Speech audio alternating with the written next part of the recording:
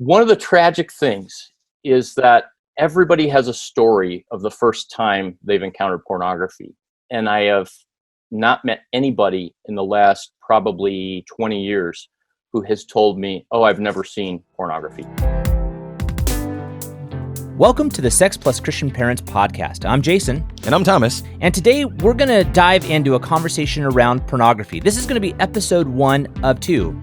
And today what we're going to do is tackle the definition of porn, its impact on our kids, and then we're going to finish with some advice and encouragement for parents that are wrestling with either a past or present pornography struggle. And then in episode 2, we will tackle how to parent your children in this area. What do you do if you catch them watching porn? And ways to protect your home moving forward. As we begin this conversation, I think it's important to start by establishing a working definition of what pornography is. Definitely. It can be hard to nail down exactly what it is. Is it a magazine? A movie? Can a song with sexually suggestive lyrics be pornography? Our first guest, Michael John Cusick, had some great thoughts when we asked him what porn is. This question is really good and really important, and it's related to the definition of addiction.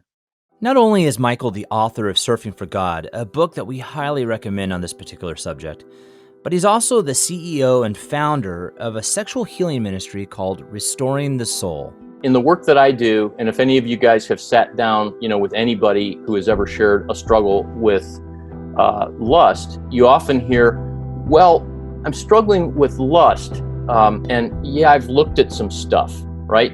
And there's this euphemism and ambiguity. Well, does that mean that they've looked at criminal child pornography? Does it mean that they've been looking at videos of people having intercourse? Does it mean that they've seen an image of a wardrobe malfunction, as they say? Or, is it something very different? So, having said that, I think that it is this.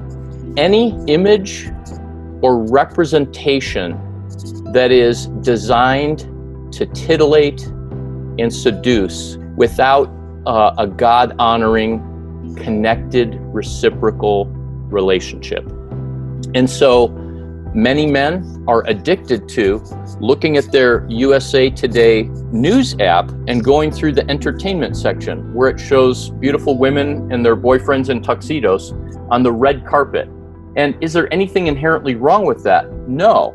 But if that's what a man is addicted to or compulsively looking at, then I would say that that's porn.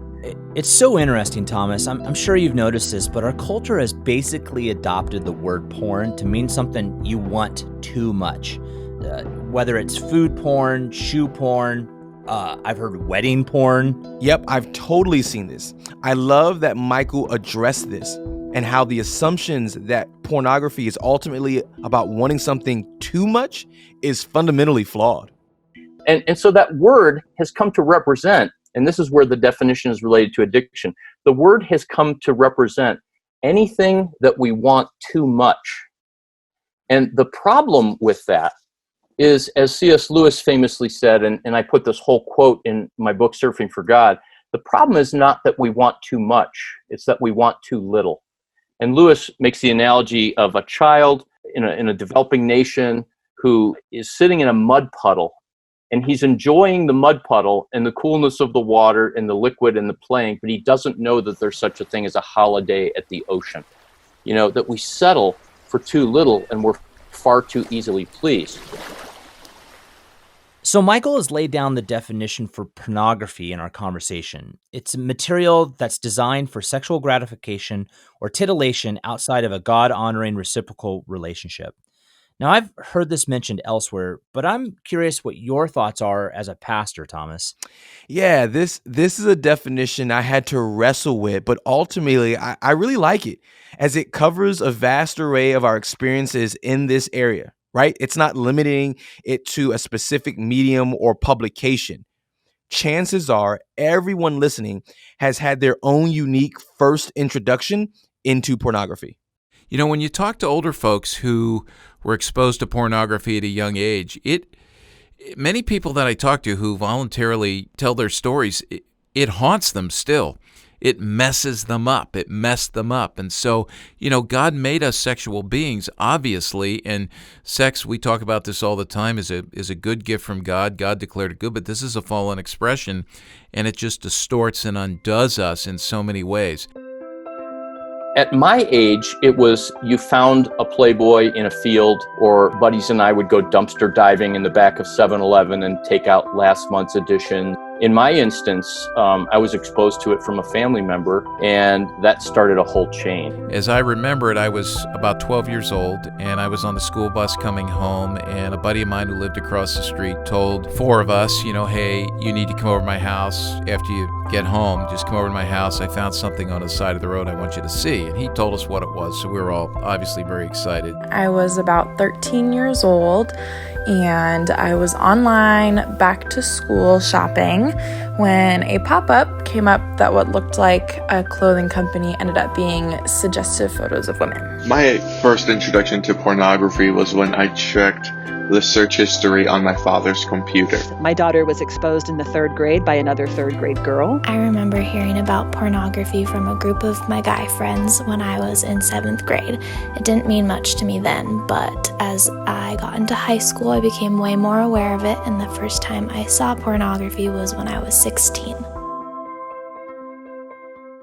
The research says that the average age of exposure to pornography is 9 years old. Now, there's some other studies that say it's higher than that, but tragically, kids are not seeing a naked co-ed. It's usually something that is hardcore, and they may stumble on it accidentally. A decade ago, there was a website that was whitehouse.com, and I think it's blocked now, as opposed to whitehouse.gov, which is the actual website, and you would go to whitehouse.gov, and it would be a porn site. Pornographers would take phrases like Princess Ariel, and they would mix up the letters so that if a kid did the most common typo, they would go to a porn site.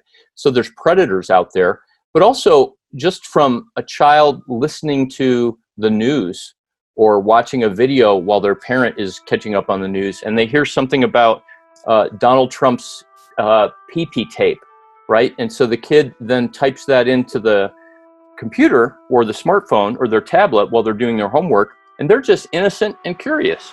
The effect on a child is very different than an adult. You and I, we're over 24, 25 years old. Our brains are done developing.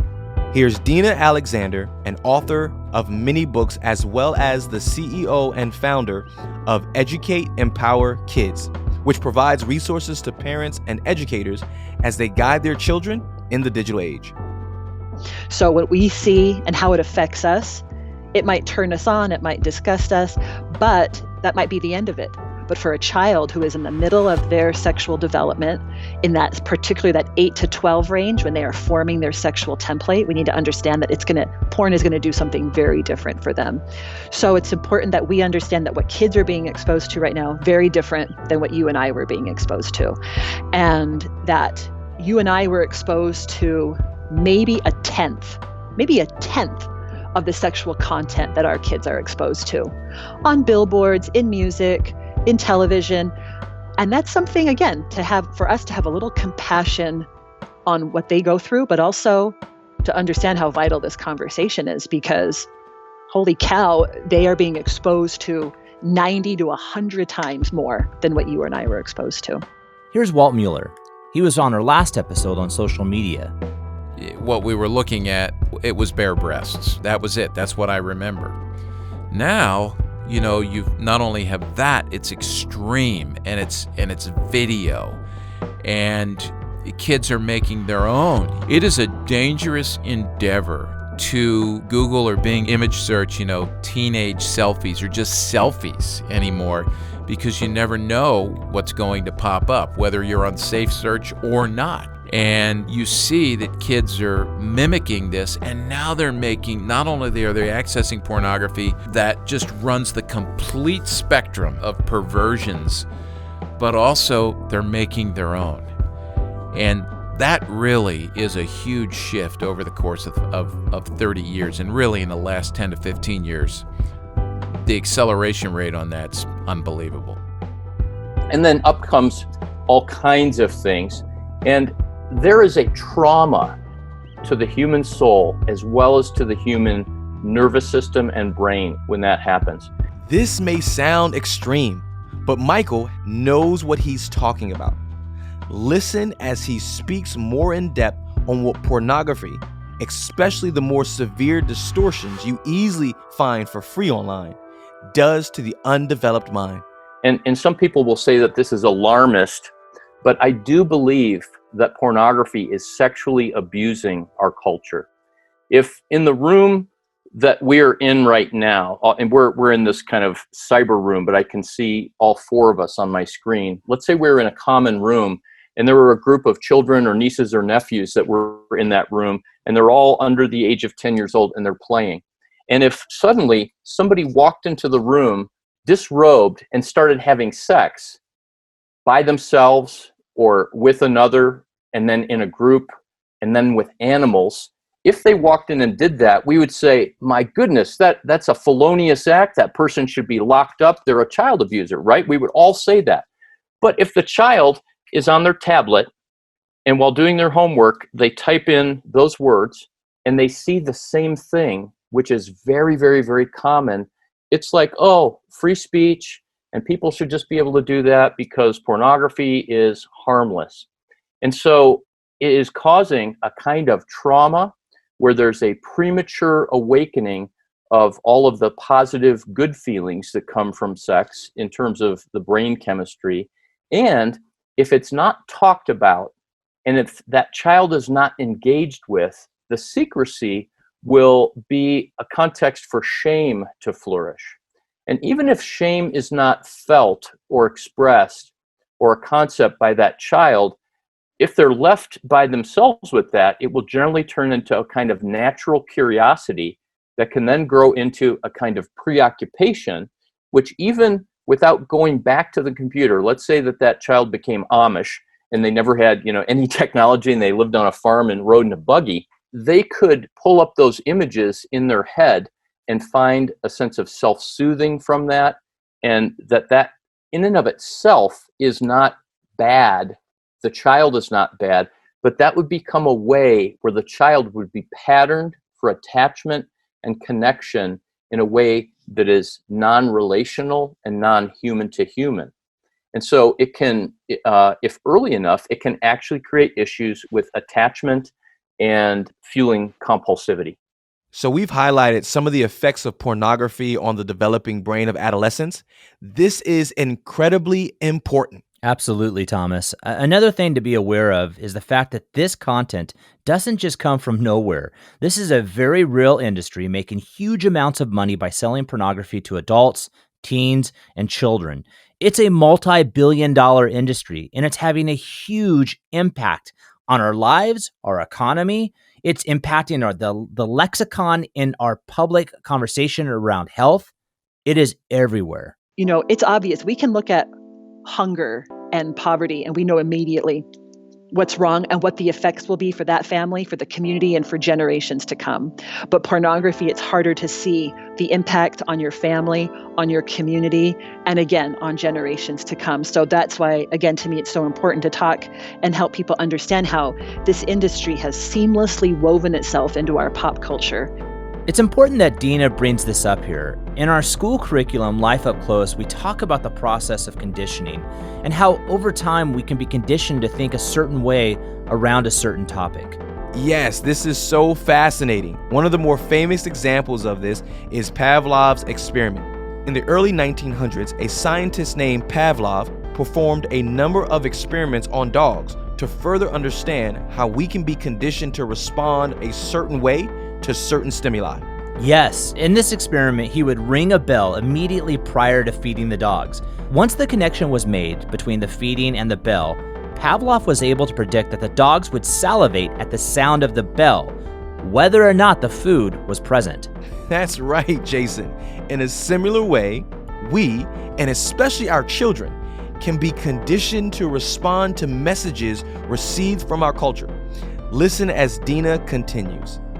into the way we think about members of the opposite sex, in ways that we think about members of the same sex, in the way that we view ourselves, our sexiness, our attractiveness, that everything has been manipulated and changed over this past generation. And that has ramped up like crazy with the internet, and how our kids view themselves, how they basically have little or no chance of forming their own desires and sexuality, because we have an industry pounding it into their head through television, music, and porn of what is really sexy and what is sexual, what is beautiful. How are they going to form that on their own? That's what I want for my kids. That's what I want for your kids, is to be able to find out for themselves what is attractive and beautiful without this industry and other industries, pushing their agendas on my kids. At this point, it's important to point something out. Throughout this podcast so far, you might have thought of your sons as being the most vulnerable to this. Maybe you are aware of a struggle they already have. But did you know young women are the fastest growing group of pornography viewers? Well, I know when I first got into this, again, I thought this was just a male problem. This is just a man's problem, or just for teenage boys. So as I have done public speaking around, and as the statistics start to come in, we find more and more that it's a girl's problem as well. The industry has unfortunately done a great job in the last few years of marketing towards women and teenage girls. They add a little more storyline. They might add a tiny bit of romance to kind of hook in girls and women. And then, but it still is the same degrading, body punishing sex for women. It still is, even quote unquote feminist porn, ethical porn. That's a joke to me. It's not. And it's still just as, disruptive and disgusting. So that, I think, is something that has surprised me, is again, how they have just gone after women, targeted them, and that those statistics are rising. So I would say that's probably the biggest surprise for me in the last few years. Let's move toward a practical situation that you may very well face. What if you catch your son or your daughter watching porn? How should you react? Michael talks about this crucial moment and how there is a great opportunity for us to self-reflect when this happens. The very first thing is I say to the parent, pay attention to your own internal reaction. And we oftentimes overlook that, right? So we go right into the here's what to do, go to this website, download this filter, have this talk, read this book. And our own reaction brings up an awareness of our own issues, our own wounds, our own fears. And, this may not be the road that you want to go down, but if a boy or girl is 5 or 15 and the parent walks in on them watching porn, any Christian parent is going to go, this is not what I want my kid to be doing. And this is not who, when they were born and we celebrated and said, Lord, thank you for this child, this is not who we dreamt they would be. And so one of the very first reactions can be this fear of, oh my goodness, they're ruined for life. They're going to be living in a van down by the river, and they're going to be, in prison, locked up. Or if it's my daughter, surely she's going to be promiscuous. Or if it's my son, we've got to lock this down. And so our own reactions often include our own fears that get projected onto our child. Okay, we'll return to more practical tips on how to respond in part 2 of our pornography episodes. But it's important not to miss this. Michael just touched on something we've returned to multiple times in the Sex Plus Christian Parents podcast so far. Living in the tension of parenting our children through things we struggled with or are now struggling with currently. Absolutely, Jason. I think it's crucial to slow down here and to make sure we don't miss this point.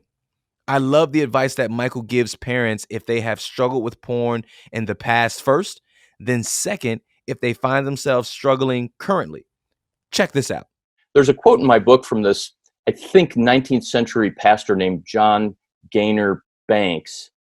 I may be totally botching that name, but he said that in Christ, our inadequacy is our first qualification.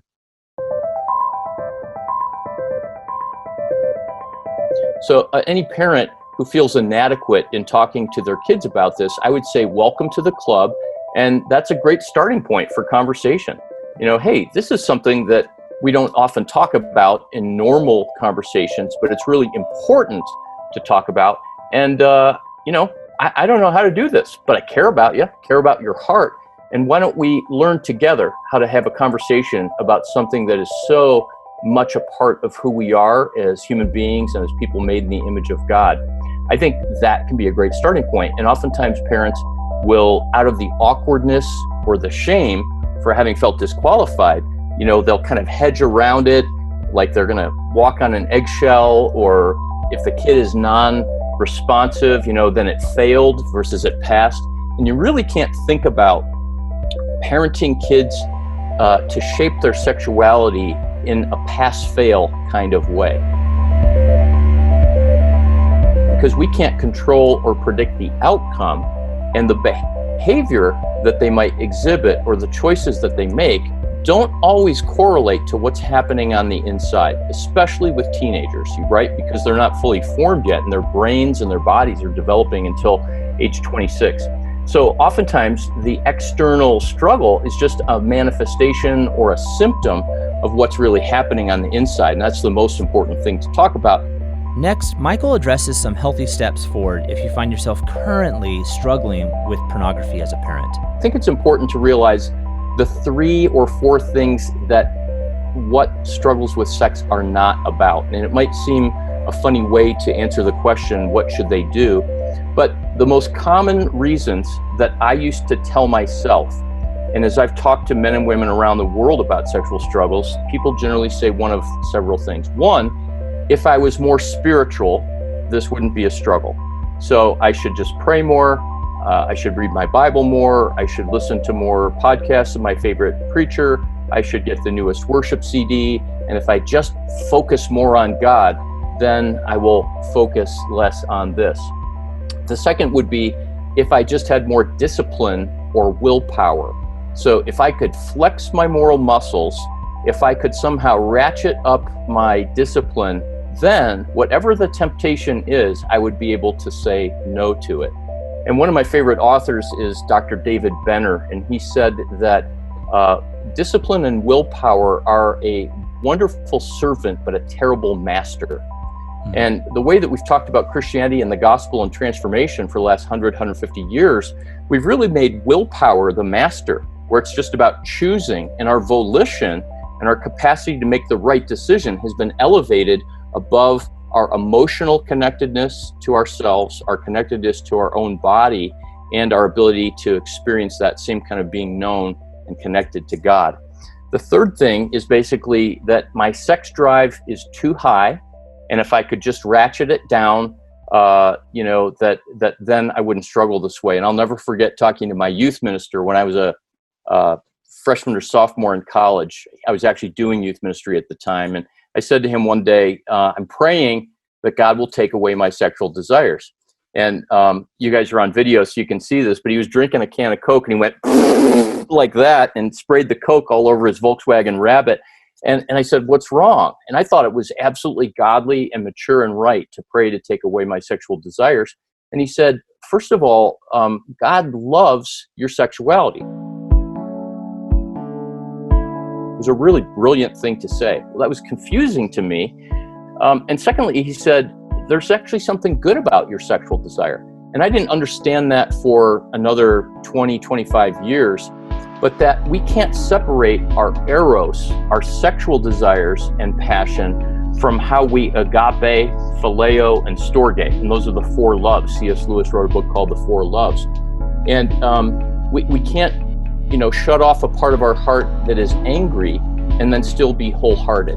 We can't shut off a part of our heart that is hurting or afraid and still be wholehearted. We have to bring our whole heart, because we can only meet God in our reality, not in our illusions. The fourth one might be, I just need more accountability. If I just tell people about my struggle, then the idea is that I will be ashamed if I do something and I have to go tell them, or if they ask. So shame actually becomes the motivator, and we're not motivated by love. We're actually driven by fear. So I always tell people, well, why do you think, or I ask the question, why do you think you do what you do? Which, as a parent to a kid, that's a great question. Rather than being horrified about what happened, or just catching your kid and saying, we've got to stop this, which I don't want to presuppose that that's what your listeners are thinking. But as parents, we all want to control. We all want to protect our kids. But the question could be, wow, what's happening in your heart? Why do you think you do what you do? And a kid that's kind of tuned in and emotionally connected might say, well, it's the only thing that comforts me. Or another kid might go, well, I'm just a bad Christian. And whatever the answer is like a dashboard light on a car that flickers that says, pull over, check engine, or add antifreeze. And that's how our emotions and our behaviors are. Again, they're opportunities to understand ourselves, and then to be able to bring ourselves, including those struggles, to God, to experience grace and mercy. And then what is the antidote to all of the addiction and compulsion and acting out? It's connection. It's love. I am so grateful for what Michael has just said there. It's so important. And the check engine light is something that I think that we as parents can always be aware of, not only in ourselves, but also our children.